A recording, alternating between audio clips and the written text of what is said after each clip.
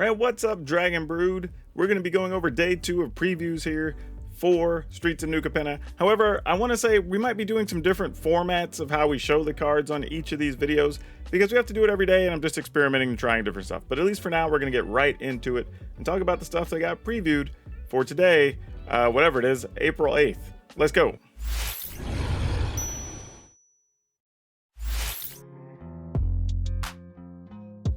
If you're looking for quality binders, sleeves, dice, deck boxes, or other supplies, be sure to check out UltraPro's Smoke Gray collection this month over at shop.ultrapro.com/PowrDragn and use promo code PowrDragn to save 5%.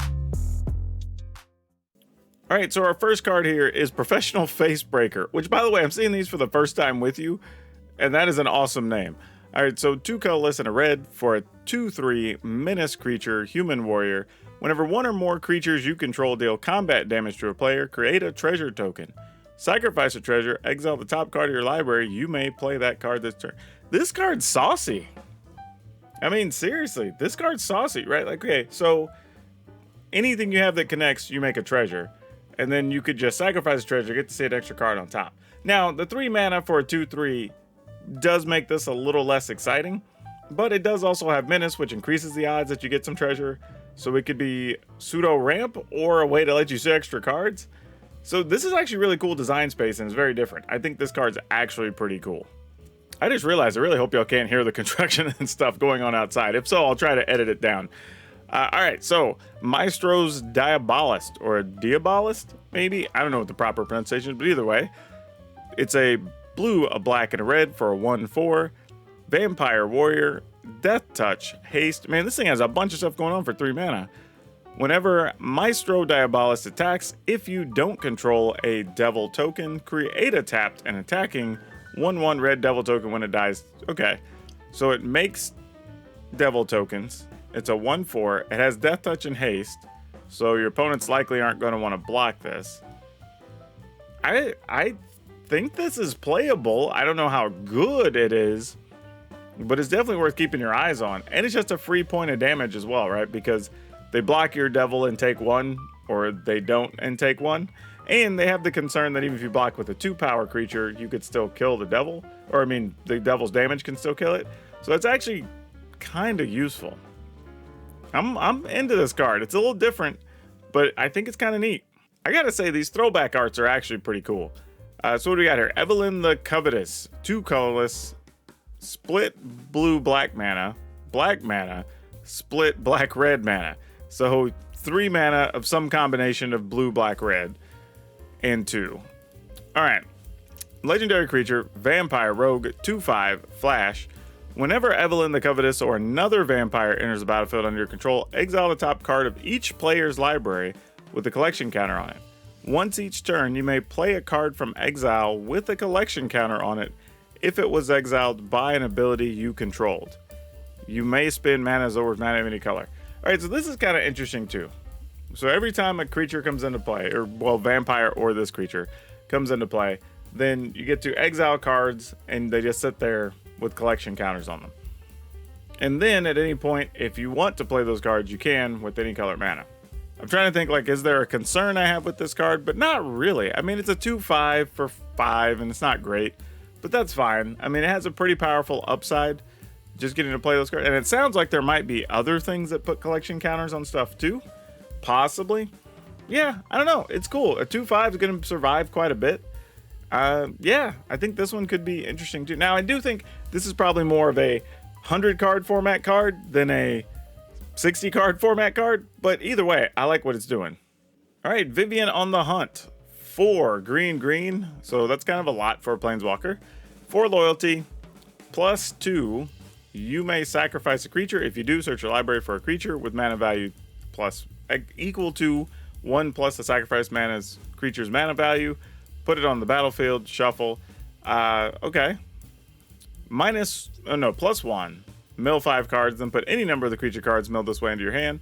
-1, create a 4/4 green rhino creature or warrior creature token. Okay, this is a tough one, right? Because it's 6 mana. And that makes it a bit uncomfortable, to be honest. But the abilities are really good. I mean, Birthing Pod is a banned card in Modern, or, you know, that format. This does Birthing Pod on the first level, which is pretty cool. And you now don't have an ultimate either, which is also not exciting, but the abilities are all very good. I mean, even just getting to load your hand back with creatures, getting to put a Rhino into play for one.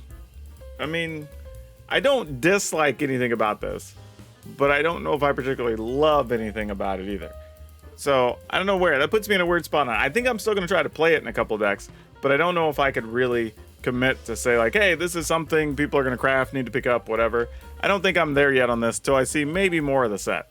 All right, Arcane Bombardment. 4 red, enchantment. Whenever you cast your first instant or sorcery spell each turn, exile an instant or sorcery card at random from your graveyard.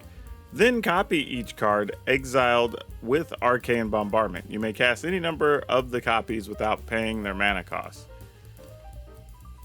Wait, you may cast any number of the copies without paying their mana cost. Oh, okay. It's not copies. Okay, never mind. Misread that last sentence. Okay. So, anytime you play a spell, you randomize the spells in your graveyard and you get one of those.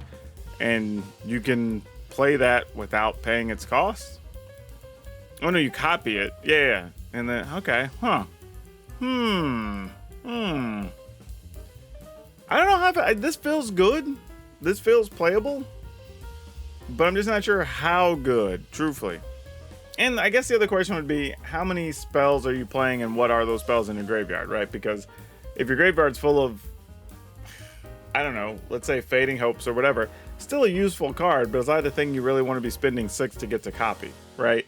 I think that would be my issue.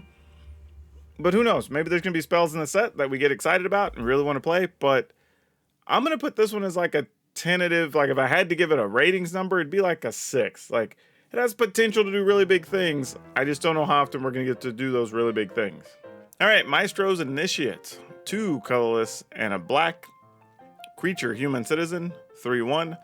4 colorless and either a red or a blue. Exile Maestro's Initiate from your graveyard. Draw 2 cards, then discard a card.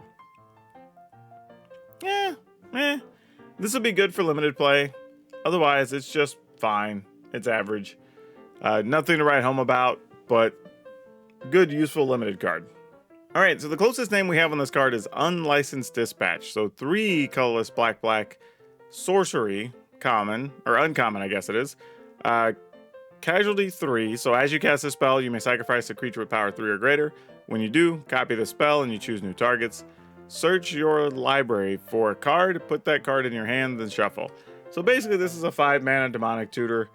That's actually not terrible. I'm just not sure how often you're going to give up like a 3+ power creature. I think that's going to be the downside. But if you just want another tutor effect, here's another one. And obviously we know there's a lot of 100 card decks that like this for sure. Maestro's Dominion, enchantment, blue, black, red, rare. Once during each of your turns, you may cast an instant or sorcery spell from your graveyard by sacrificing a creature in addition to paying its other cost. If a spell cast this way would be put into your graveyard, exile it instead.